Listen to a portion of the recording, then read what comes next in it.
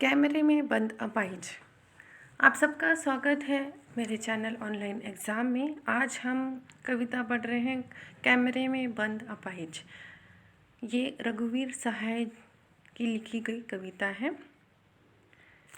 कैमरे में बंद अपाहिज जो कविता है, ये कविता लोग भूल गए हैं काव्य संग्रह से लिया गया है। इस कविता में कवि ने शारीरिक चुनौतियों को झेल रहे व्यक्ति की पीड़ा के साथ साथ दूर संचार माध्यमों के चरित्र का भी वर्णन यानी रेखांकित किया है। किसी की पीड़ा को दर्शक वर्ग तब तक पहचानने वाले व्यक्तियों को उस पीड़ा के प्रति स्वयं संवेदनशील होने और दूसरों को संवेदनशील बनाने का दावेदार होना चाहिए। यानी कि हम जो कैमरे में के द्वारा जो दृश्य दिखाया जाता है उसकी संवेदनशीलता को वो बरकरार रखना चाहिए। आज विडंबना यह है कि जब पीड़ा को पर्दे पर उभारने का प्रयास किया जाता है तो ये कारोबार बन जाता है। यह कविता टेलीविज़न स्टूडियो के भीतर की दुनिया को समाज के सामने प्रकट करता है, साथ ही उस व्यक्ति और उन सभी व्यक्तियों की तरह इशारा करता है जो दुख, दर्द, यातना, वेदना आदि को बेचैन करती है और साथ ही उसे बेचना भी चाहती है। इस कविता में दूरदर्शक के संचालक स्वयं को शक्तिशाली बनाते हैं और शक्तिशाली मानते भी हैं और दूसरों को कमज़ोर मानते हैं। वह विकलांग से पूछते हैं कि क्या आप अपाहिज हैं? आप अपाहिज क्यों हैं? आपको इससे क्या दुख होता है? ऊपर से यह दुख भी जल्दी बताओ क्योंकि समय नहीं है। प्रश्नकर्ता इन सभी प्रश्नों के उत्तर अपने हिसाब से जानना चाहते हैं। यानी कि जो प्रश्नकर्ता है वो वही उत्तर चाहते हैं जो कि वो खुद चाहते हैं कि इस तरह का उत्तर उन्हें मिले, न कि जो विकलांग व्यक्ति बताना चाहते हैं वो उन्हें नहीं चाहिए। आप समझ रहे हैं कि जो प्रश्नकर्ता है वो जो दूरदर्शक के संचालक है वो उत्तर वही चाहते हैं, यानी कि वो दिखाना चाहते हैं कि विकलांग व्यक्ति जो कितना दुखी है, कितना वो अपने जीवन में कष्ट झेल रहा है, वो ये दिखाना चाहते हैं पर्दे पे, न कि असल में उस व्यक्ति को जो बताना चाहता है, जो विकलांग व्यक्ति है वो जो बताना चाहता है वो उन्हें नहीं सुनना है और ना ही वो उसे बताना यानी दर्शक को दिखाना चाहते हैं। प्रश्नकर्ता अपने कार्यक्रम को रोचक बनाने के लिए उसे रुलाने की कोशिश करता है ताकि दर्शकों में करुणा का भाव जाग सके। इसी से उसका उद्देश्य पूरा हो जाएगा। वो सामाजिक उद्देश्य करना चाहता है परंतु पर्दे पर वक्त की कीमत है। ये वाक्य जब वो कहता है तो इसकी व्यापार की जो पोल है वो खुल जाती है। तो हम पढ़ रहे हैं कमरे में बंद अपाहिज। हम दूरदर्शक पर बोलेंगे, हम समर्थ शक्तिवान, हम एक दुर्लभ को लाएंगे एक बंद कमरे में। उससे पूछेंगे तो क्या आप अपाहिज हैं? तो आप क्या अपाहिज हैं? आप अपाहिजपन तो दुख देता होगा, यानी आपका अपाहिजपन तो दुख देता होगा। कैमरा दिखाओ, इसे बड़ा बड़ा दिखाओ।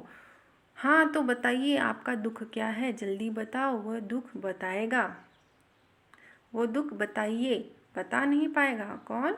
जो विकलांग है वो नहीं बता पाएगा। समर्थ यानी सक्षम, शक्तिवान यानी जो ताकतवर है, शक्तिमान, दुर्लभ कमज़ोर, बंद कमरे में यानी टीवी स्टूडियो के अंदर, टीवी स्टूडियो में अपाहिज यानी विकलांग है, जो अपंग है। दुख यानी कष्ट, ये थे शब्दार्थ। इसे आप जब उत्तर किस तरह से लिखेंगे उसे मैं बता दूं तो प्रसंग लिखेंगे। प्रसंग करके आगे लिखा जाएगा प्रस्तुत काव्यांश हमारी पाठ्य पुस्तक आरोह से संकलित कैमरे में बंद अपाहिज शीर्षक से लिया गया है। यह कविता के रचयिता रघुवीर साया है। इस कविता में कवि ने मीडिया की संवेदनशीलता का चित्रण किया है। कवि ये मानता है कि वीडियो जो मीडिया है क्या वाले दूसरे को दुख को व्यापार के माध्यम से बनाना या बताना चाहते हैं। कवि मीडिया के लोगों को मानसिकता का वर्णन करता है। मीडिया के लोग स्वयं को समर्थन और शक्तिशाली मानते हैं, वह ही दूरदर्शन पर बोलते हैं। अब मैं एक बंद कमरे अर्थात स्टूडियो को एक कमज़ोर व्यक्ति को बुलाएंगे और उससे प्रश्न पूछेंगे, क्या आप अपाहिज हैं? क्या आप यह जो अपाहिज है वो कैसे हैं, क्यों हैं? क्या आपका अपाहिजपन जो आपको अपाहिज आया है, अपंग आया है, वो आप उससे दुखी हैं? ये प्रश्न इतने बेतुके होते हैं कि अपाहिज उसका उत्तर ही नहीं दे पाता। अब आप पूछ लो, अब अपाहिज है किसी अपंग व्यक्ति से पूछ लेंगे तो उसे दुख नहीं होगा, और इस तरह के प्रश्न पूछ के वो उत्तर ही नहीं दे पाएगा कि क्या है उसका उत्तर। आप ही बताओ, जिसकी वजह से वो चुप हो जाता है। इस बीच प्रश्नकर्ता कैमरे वाले को दर्शक देता है और उसे को अपाहिज को स्क्रीन पर बड़ा बड़ा दिखाओ कहता है। वो जो कैमरा वाला है वो कहता है कि उसे बड़ा बड़ा दिखाता है, और प्रश्नकर्ता कहता है कि आप इसे बड़ा बड़ा दिखाओ, इसका जो दुख है उसे उस पर फोकस करो, उसके जो हाव भाव है उस पर फोकस करो, बड़ा बड़ा दिखाओ, स्क्रीन पे दिखाओ, ताकि जो दर्शक है उनकी संवेदनाएं बढ़े और उन्हें उस तरह का फीलिंग हो जैसे अपाहिज को हो। फिर उससे प्रश्न पूछता है कि आपको क्या कष्ट है, आपसे अपने दुख को जल्दी बताओ। अपाहिज इस प्रश्न का उत्तर ही नहीं दे पाता, क्योंकि ये प्रश्न तो उसका मजाक उड़ा रहे हैं। अब किसी अपंग व्यक्ति को पूछेंगे कि आप अपाहिज हैं क्या, जल्दी बताओ जल्दी बताओ, तो वो बता पाएगा? तो इस विशेषण इसमें है कि मीडिया की मानसिकता का करारा व्यंग किया गया है। काव्यांश में नाटकीय है, भाषा सरल है, सहज है, व्यंजना शब्द शक्ति का प्रयोग किया गया है। और इसमें हम दूरदर्शन पर बोलेंगे में आए हम शब्द का क्या तात्पर्य, इस तरह के प्रश्न आ सकते हैं। प्रश्न पूछने वाला अपने उद्देश्यों में कितना सफल हो पाता है और क्यों, और प्रश्नकर्ता कैमरे वाले को क्या दिखाना चाहता है और क्यों दिखाना चाहता है। इस तरह के प्रश्न इस पंक्तियों से आ सकते हैं। अगली पंक्तियां जो हैं, सोचिए बताइए आपको अपाहिज होकर कैसा लगता है। कैसा यानी कैसा लगता है, हम खुद इशारे से बताएंगे कि क्या ऐसा। सोचिए बताइए, थोड़ा कोशिश कीजिए, यह अवसर खो देंगे। आप जानते हैं कि कार्यक्रम रोचक बनाने के वास्ते हम पूछ पूछ कर आपको रुलाएंगे, इंतज़ार करते हैं। आप भी इसके रोक पड़ने के करते हैं, यानी कि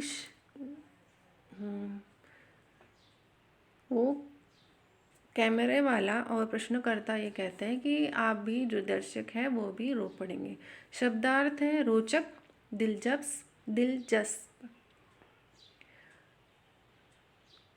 प्रसंग में लिखेंगे प्रस्तुत काव्यांश हमारी पाठ्यपुस्तक आरोह से संकलित कैमरे में बंद अपाहिज शीर्षक कविता से लिया गया है। इस कविता के रचयिता रघुवीर साया है। इस कविता में कवि के मीडिया को संवेदनशील का चित्रण किया गया।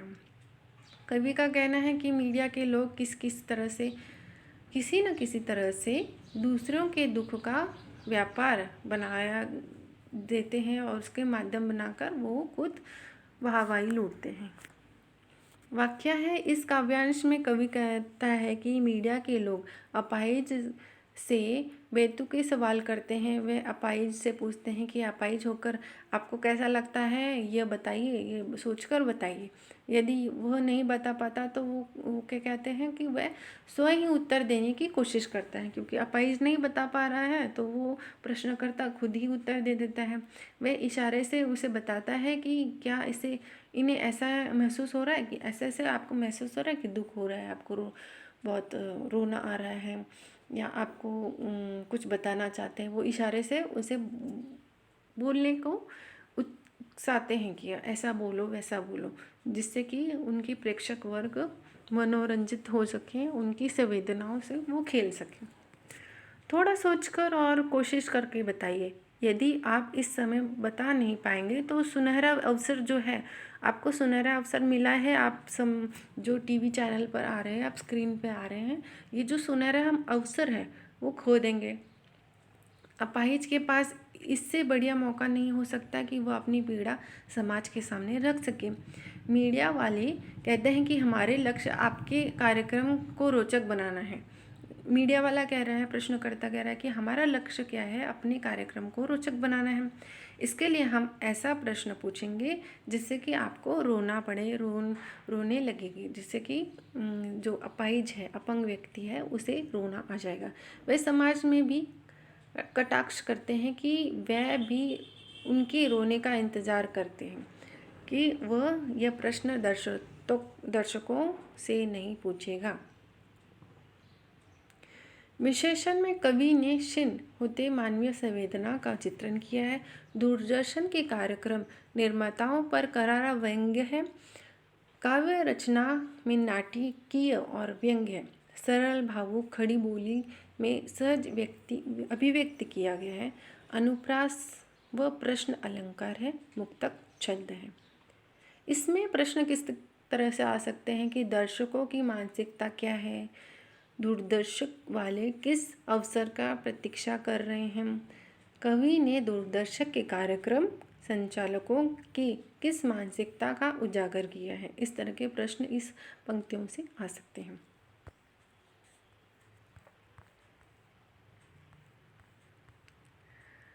हम अगली पंक्तियां हैं, फिर हम पर्दे पर दिखाएंगे फूल गई आंखें का एक बड़ी तस्वीर, यानी फूली हुई आंखें की एक बड़ी तस्वीर, बहुत बड़ी तस्वीर, और उनकी होठों पर एक कसमसाहट भी। आशा है कि आप उसकी अपंगता का पीड़ा मानेंगे।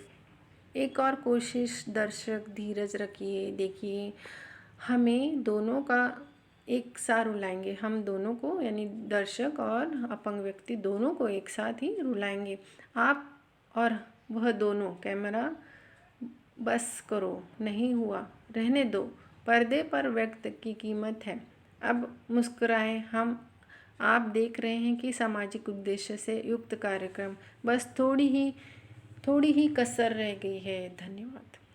शब्दार्थ है कसमसाहट यानी बेचैनी, पर्दा यानी पर्दे पर, टीवी पर, वक्त यानी क्या, व्यक्त होता है अपनी भावनाओं को व्यक्त करना, और वक्त होता है समय। कसर यानी कमी, धीरज यानी धैर्य।